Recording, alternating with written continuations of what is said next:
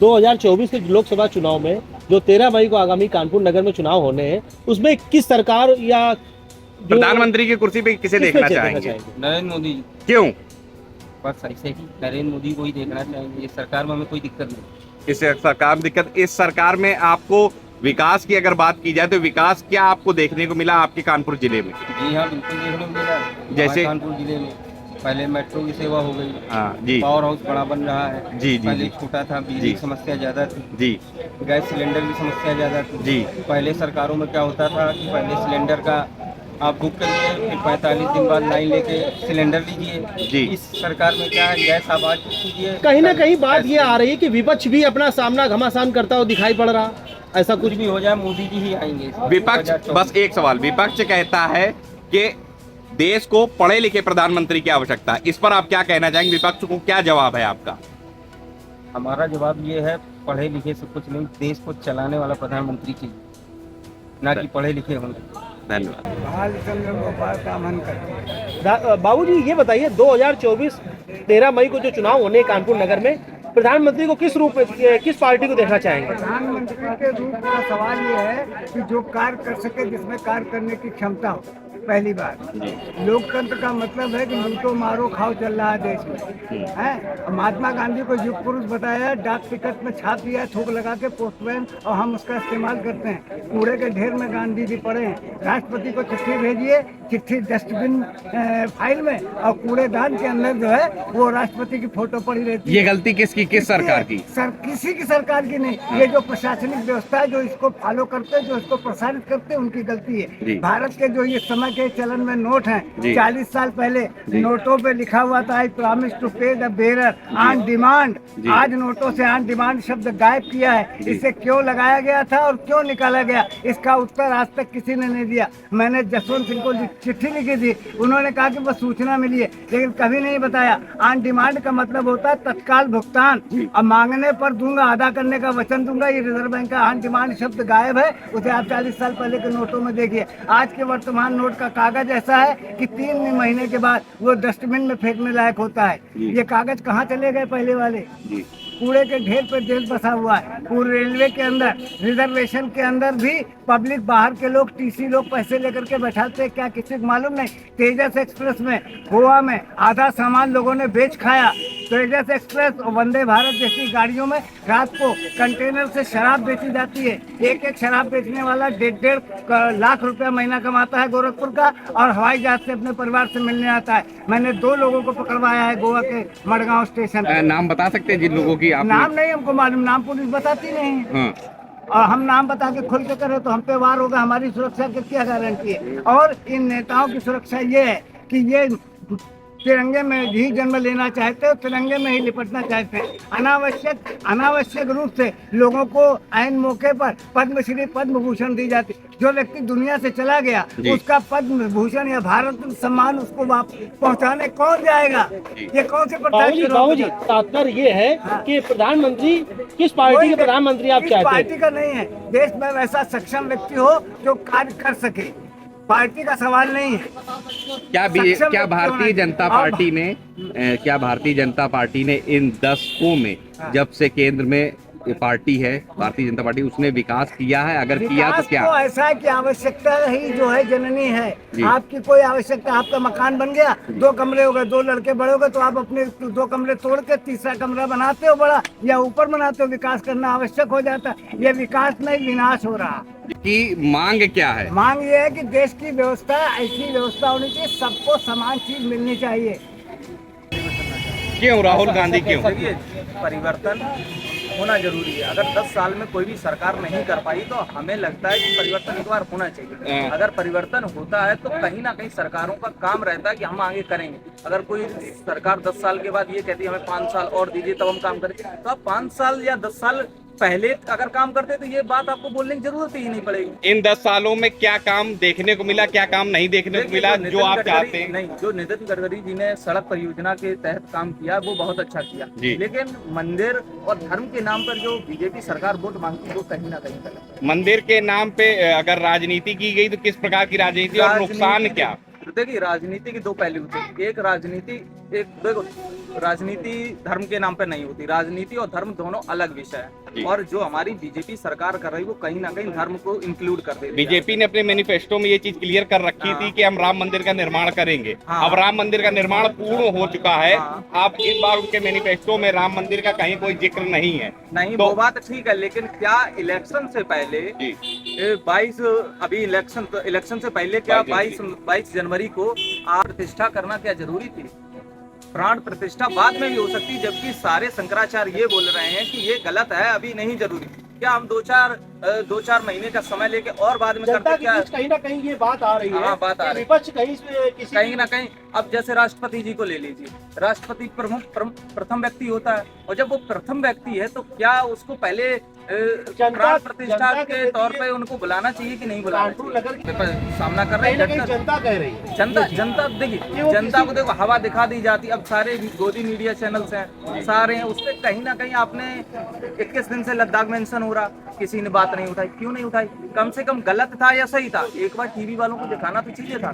मैं गलत हूँ या सही हूँ, पहले आप उसको क्लैरिफाई तो करिए। वो किसी ने किया। आप क्या चाहेंगे? हम चाहेंगे कि सरकार बदले और परिवर्तन जीवन का नियम है। और अगर 10 साल में अगर कोई सरकार ये कहती है हमें 5 साल और दीजिए तब मैं काम करूँ, तो मैं कहता हूँ कि जनता को जागरूक हो जाना चाहिए। कहीं ना कहीं आपकी समझ से बीजेपी ने इन 10 सालों में, एक दशक बीजेपी की केंद्र में सरकार रही, क्या विकास किया है या नहीं? और अगर हुआ तो क्या लेवल से होना चाहिए था उस हिसाब से उन्होंने विकास आपके अनुरूप से किस लेवल से विकास होना चाहिए था? इन चीजों की कमियां रह गई। शिक्षा के लेवल पे होना चाहिए। जो सेकंड स्लेब हाईएस्ट जीएसटी का लगता है वो शिक्षा में किसी भी विश्व में किसी भी देश पे नहीं लगता, वो हमारे भारतवर्ष पे बिल्कुल लो होना चाहिए था, यानी होना ही नहीं चाहिए था कहीं ना कहीं। यानी टैक्स फ्री एजुकेशन होनी चाहिए। जब हमारा युवा शिक्षित होगा तभी तो वो अपनी बात रख पाएगा या वो जान पाएगा। अगर मेरे प्रधानमंत्री मोदी जी ये कहते हैं कि 80 करोड़ देशवासियों को हम राशन 5 साल और देंगे, क्या ये हमारे देश के लिए अचीवमेंट की बात है या बड़ा दुर्भाग्य वाली बात है? बड़ी सोचने वाली बात। अगर अचीवमेंट की बात की जाए तो 6 दशक कांग्रेस ने राज किया। इन 6 दशकों में भारतीय नागरिकों की क्या अहमियत थी? देखिए, अन्य देशों में जब भारतीय कोई जाता था किस तरीके से ट्रीट किया जाता था। आज 1 दशक केवल केंद्र में बीजेपी सरकार रही, छवि अच्छी। आज पहले भी बहुत सारी छवि। समर्थन में कितने देश थे? काफी सारे थे। रशिया था, चाइना था और आपका अमेरिका भी था। कहीं ना कहीं देखिए इंटरनेशनल रिलेशन में कहीं ना कहीं कुछ चीजों का विरोध बना ही रहता है। आपके अनुसार जो वार्तालाप में ये पता लगा है कि विपक्षी भी कहीं ना कहीं सामना कर रहा, विपक्षी कहीं ना कहीं अच्छा कॉम्पिटिटर है और विपक्षी का मजबूत होना ही सरकार को कहीं ना कहीं उनकी नाकामी को दर्शाने का प्रयास करती है। जब पहला इलेक्शन हुआ था और जवाहरलाल नेहरू जी प्रधानमंत्री बने थे तो उन्होंने विपक्ष में 4-5 लोगों को रखा था। क्यों? कि मेरा क्रिटिसाइज करेंगे या मैं कुछ गलत करूंगा तो वो मेरे विपक्ष में कुछ करेंगे या मेरे खिलाफ खड़ेंगे जिससे मैं काम कर सकूंगा। चुनाव को लेकर नवयुवक कानपुर नगर के नवयुवक से क्या कहना चाहेंगे आप? हम ये चाहेंगे कि आगे बढ़कर आप वोट करिए और जो व्यक्ति शिक्षित है या जो शिक्षा के नाम पर काम कर रहा है उसको आप लोग जिताइए। और ये मेरा सभी लोगों से हाथ जोड़कर निवेदन है कि आप लोग कहीं ना कहीं एक शिक्षित व्यक्ति को आगे कर लाइए और परिवर्तन कहीं ना कहीं अगर आप करेंगे। आज अगर आप कांग्रेस लाते हैं तो कहीं ना कहीं वो आएगी तो वो काम करने का प्रयास करेगी। अगर जो 10 साल में सरकार नहीं की, अगर वही धरना फिर रहा तो फिर वो कहेगी। कोरोना काल था 2020 में, लॉकडाउन हुआ, कांग्रेस ने कितना बढ़ चढ़ के जनता का सहयोग, समर्थन या आर्थिक रूप से मदद की? जितना बन सकता था। कहाँ पर अपने भारतवर्ष में जितना उनका बन सका उन्होंने अपने पक्ष से किया। 2024 का चुनाव आप किस तरह से किस प्रकार देखना चाहते हैं? आप किसको जिताना चाहते हैं? आप किस पक्ष में हैं? बस एक ही रीजन है अपना, क्या? मोदी जी। जो मोदी जी आए। मोदी जी क्यों आना चाहिए? क्यों आना चाहिए? जब लॉकडाउन लगा था तो उन्होंने बहुत मदद की थी। अच्छा, लॉकडाउन लगा था, मदद की थी। और ये और क्या रीजन है? रीजन ये है कि जो अस्पताल में जो आयुष्मान कार्ड बन रहा है उससे भी बहुत फायदा है। अच्छा, किसी के पास। लेकिन कांग्रेस सरकार भी तो दे रही है चिरंजीवी योजना के तहत तो काफी सारी 25 लाख।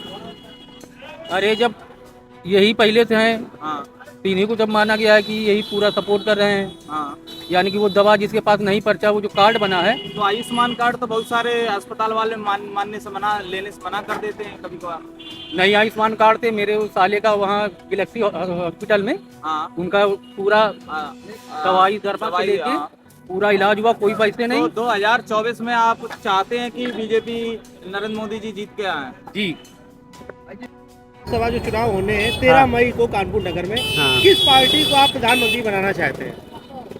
कांग्रेस या बीजेपी? कांग्रेस प्लस सपा क्यों? गठबंधन में, इंडिया गठबंधन को इंडिया क्यों? गठबंधन। भाजपा सरकार ने पूर्व में विकास किया है, कई मुद्दे उठाए, जनता के हित में कार्य किया, तो आपको विपक्ष क्यों? बदलाव भी लाना चाहते हैं। क्यों? क्या काम नहीं किया? भाजपा सरकार ने जो काम किया है पब्लिक के हित में नहीं किया है, अच्छा, पब्लिक के हित में किया है। किसानों को लाभ दिया है, किसानों को लाभ दिया है, जो शिक्षित वर्ग है उसको लाभ नहीं दिया है। अच्छा, तो आप लोग परिवर्तन क्यों चाहते हैं? परिवर्तन ये चाहते हैं किसानों का भी लाभ हो, और जो शिक्षित वर्ग है, जो ऐसे किसान है भाई, हम बताना चाहते हैं, ऐसे किसान हैं जिन्होंने अपनी किसानी की कमाई, खेती की कमाई, ऐसे किसान हैं जिन्होंने अपने खेती की कमाई अपने बच्चों को पढ़ाई में लगा दी है, लेकिन अपने बच्चों को शिक्षा दिलाई, उच्च वर्ग की शिक्षा दिलाई है, लेकिन नौकरी नहीं दिला पाई। आप इस बार वोट मतलब आप जो है विकास पे करेंगे या रोजगार पे करेंगे? रोजगार पे करेंगे। सरकार को जिताना चाहेंगे। जी सर, मोदी को जिताना मोदी चाहिए। जी को। क्यों जिताना चाहेंगे? वो अच्छा काम करते हैं इसलिए अच्छा जिताना काम चाहिए। कर रहे हैं। क्या अच्छा किया? आप 3 काम गिना सकते हैं? 3 काम का काम, उसको राशन मिल रहा है, इसके लिए बहुत तो राशन तो कांग्रेस सरकार भी देती है। देती हो तो देती हो, मगर मुझे इसमें बहुत फायदा हुआ। नहीं तो आप 3 काम तो गिना सकती हैं कि 3 काम है कि सिलेंडर भी फ्री आया। फ्री आया, लेकिन पहले तो 395 रुपए का सिलेंडर मिलता था, हाँ, आज 1200 का मिल रहा, तो ये कहीं ना कहीं फायदा है कि नुकसान है आपके लिए? हमारे लिए नुकसान भी है तो फायदा भी है। नहीं, ये जब कम हो गया कांग्रेस की सर, सरकार थी 395 सिलेंडर आता था। सिलेंडर कम हो गया तो फायदा हो गया, हाँ, महंगा होगा तो नुकसान हो रहा है। नहीं तो कांग्रेस सरकार तो कह रही है कि हम 500-600 में सिलेंडर देंगे आपको, तो क्या आप कांग्रेस अब तो उतना ही में लेना चाहिए, चाहे वहाँ दीजिए चाहे वहाँ दीजिए, देना पड़ेगा दोनों तरफ हमें। नहीं तो वोट आप किसको देखना चाहते हैं? फिर भी हम वोट मोदी जी को देंगे। चलिए, धन्यवाद। आप क्या है आप? विवेक 2024 लोकसभा चुनाव है, हाँ। प्रधानमंत्री की कुर्सी पर हाँ। किसको देखना चाहेंगे, मोदी या राहुल? देखना तो चाहेंगे राहुल को, राहुल गांधी क्यों? क्योंकि युवा के हिसाब से नौकरी नहीं है। हाँ, एजुकेशन मतलब युवा हैं तो नौकरी नहीं मिल रही इस वजह से। अच्छा, कांग्रेस के राज में नौकरियां थी? इससे तो ज़्यादा थी। इससे ज्यादा थी। हाँ। और विकास की अगर बात की जाए तो कितना विकास था कांग्रेस के राज में? विकास इक्वल है, उतना जैसा चल रहा तो वही सड़कों जो की कुछ सुरक्षा है, ठीक ठाक सड़क अभी अच्छी है वो मानेंगे। तो यानी कि इस बार आप जो वोट करेंगे, नवयुवक है आप, तो रोजगार को लेकर करेंगे, रोजगार को। विकास को भी बहुत ज़्यादा विकास भी नहीं है, नॉर्मल विकास है। हाँ, तो क्या कांग्रेस पार्टी रोजगार देगी? इससे तो सही देगी, और क्या, ये तो बिल्कुल जीरो हैं ये लोग। अरे मैनिफेस्टो से ज्वाइन किया है यार, अब उसको देखिए ना आप, जो राहुल गांधी ने मैनिफेस्टो निकाला है ना, उसको देखिए ना आप। तुम किसको दे रहे हो? कांग्रेस यार, वाले थे। यानी कि खत्म। मुद्दा रोजगार का है। बहुत मुद्दे हैं भैया यार। रोजगार का ठीक है भैया। युवा हम लोग स्टूडेंट हैं, हम लोग सॉरी भैया, क्या पूछा आपने? कुछ बताना चाहेंगे? क्या बात बताना रखना चाहेंगे? चाहते हैं? पूर्व सरकार से क्यों कुछ नाखुश लग रहे हैं आप? पूर्व की सरकार जो रही है, अभी सरकार नाखुश क्या है? या रोजगार, पेपर इतना लीक हुआ है, क्या देखा आपने? 9500 की वैकेंसी आई थी एसआई की, है कितना लीक पेपर हुआ है? कुछ एक्शन हुआ? वो तो ये कहिए कि अभी कांस्टेबल की 60,000 वैकेंसी आई थी, उसमें तो रिजल्ट निकल आया तो वैकेंसी कर दी। कहने का तात्पर्य ये है कि नवयुवक इतनी मेहनत कर रहा है, हाँ। लगन से पढ़ाई कर रहा है, कहीं ना कहीं वो फेल होता दिख रहा। 15 लाख रुपए दिए, आपकी जॉब पक्की है। मतलब आपके कहने के अनुसार पैसा देंगे तो नौकरी मिलेगी? कंफर्म 100%। और नहीं पैसा देंगे तो आपसे बहुत पैसे देने वाले भैया यार। कानपुर में विकास हुआ है या नहीं? कानपुर में विकास देखने को खास विकास नहीं, रोडें यहाँ की खराब है अभी भी। आप कहाँ की रोड देखेंगे आप? नहीं विकास की मेन रोड है। देखिए विकास का मतलब क्या है? बंदे को हर जगह फैसिलिटी अवेलेबल हो, वही तो है, यही तो विकास है। आपका मेन चीज जो है, पाटिया से आ गए आप, और जो हमारे 60 में जो गंगंज है वो अंदर जाके रोड देखिए आप, हैं? मतलब वहाँ पर किसी प्रकार का विकास नहीं किया गया? कुछ नहीं किया गया, केवल मेन चीजें। कौन है सांसद आपके क्षेत्र के? कौन है? सद्य पचौरी पचौरी जी। पचौरी जी ने कितने बार आपके क्षेत्र का दौरा किया? हमें तो नहीं दिखे। मुश्किल से हमको एक बार नहीं दिखे, हमसे तो कोई मुलाकात नहीं हुई कहीं पे भी। ठीक है जी, इतना बस। पहले तो दौरे होते थे जब बाबूजी जैसा कि कानपुर नगर में आगामी 13 मई को चुनाव होने हैं लोकसभा के, तो इसमें किस पार्टी के दल को प्रधानमंत्री बनाना चाहेंगे आप? आपने इस उम्र में बहुत सी राजनीति देखने चले आए हो। नरेंद्र मोदी ने देश के लिए बहुत कुछ किया है। जो पूर्व सरकार है उसी का ताज चाहेंगे। जी हाँ।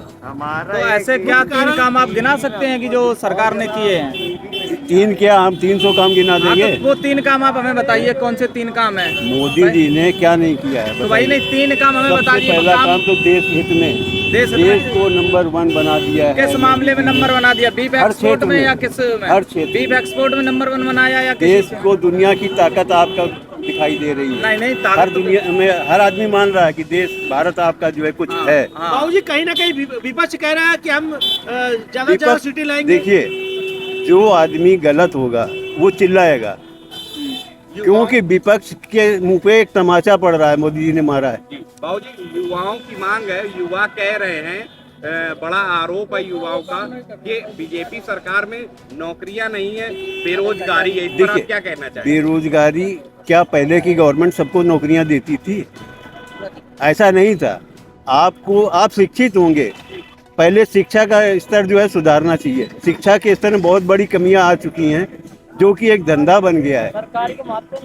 जब तक ये धंधे बंद नहीं होंगे प्राइवेट स्कूलों के, तब तक जो है देश का विकास बाधित होता रहेगा। बीजेपी सरकार तो सबसे हाईएस्ट टैक्स एजुकेशन पर लेती है, तो क्या ये कहीं ना कहीं सरकार की विफलता है या सफलता है?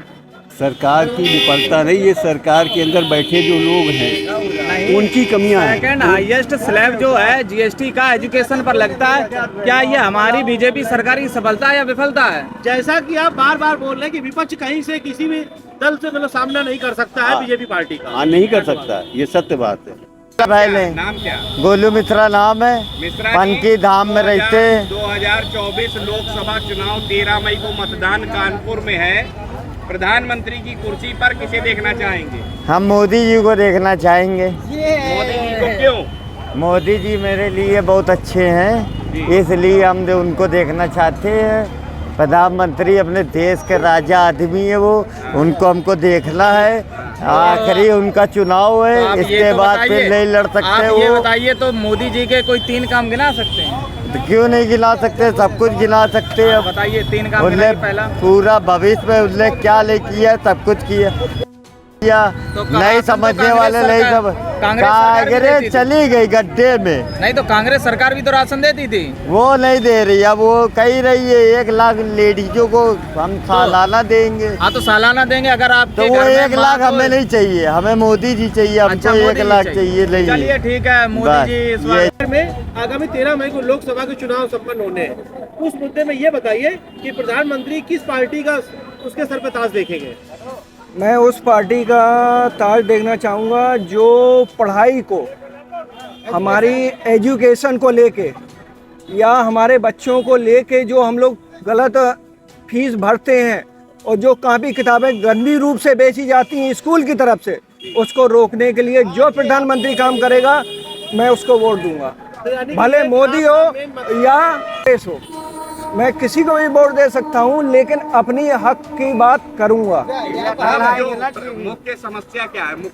मुख्य समस्या मैं बता देता हूं, किसी भी देश को देख लीजिए। पहले मैं पेशा बता देता हूं अपना। मैं सीनियर सॉफ्टवेयर इंजीनियर हूं, वो भी सॉफ्टवेयर का। हर चीज़ को नॉलेज रखता हूं, हर चीज़ का। यहाँ तक कि अपने बच्चे में अच्छी एजुकेशन देता हूं, लेकिन जो किताबें मैं खरीदने जाता हूं, उनकी पर्चियाँ खाड़ता हूं, उसके नीचे एक गंदे रेट होते हैं और एक गंदे रेट में हमें स्कूल की तरफ से मजबूरी में दी जाती है। आज दिन तक किसी भी प्रधानमंत्री ने ये किया है नहीं किया कि प्राइवेट एजुकेशन पे रोक लगाएं इस तरह की कि जो चीज़ असली है वो चीज़ की जाए। नहीं, कान पर पूरा घूम लीजिए कितना सुधार है। नेक्स्ट चीज़ ये है कि वोट देना अधिकार है, अधिकार भी इस समय छीना जा रहा है। शायद मेरी गली में कई लोगों के वोट भी नहीं आए। क्यों? क्या होता है, विधानसभा में होते हैं, लोकसभा में नहीं होते हैं। ये कौन सी बात?